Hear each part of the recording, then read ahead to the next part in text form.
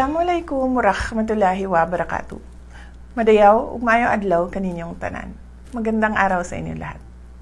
Sa araw na ito, ginugunitan natin ang buhay at diwa ng ating pambansang bayani na si Dr. Jose Rizal. Sa pamamagitan ng kanyang mga akda, ipinamana ni Dr. Jose Rizal ang diwa ng walang takot na pagmamahal sa bayan at ang pangarap ng tunay na kalayaan na nakabatay sa liwanag ng kaalaman. Ang tunay na aral ni Rizal ay malinaw.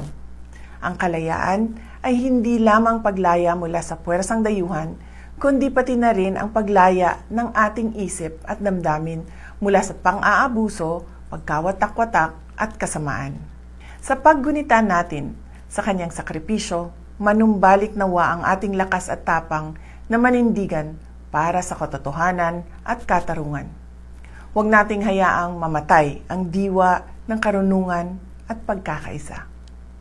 Ang tunay at pangmatagalang pagbabago ay nagsisimula at nagmumula sa malalim na pag-aaral, moral na integridad at sama-samang pagkilos sa ating komunidad at mga institusyon.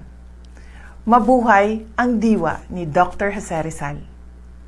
Mahalin natin ang Pilipinas para sa Diyos, sa bayan, at sa bawat pamilyang Pilipino. Syukran.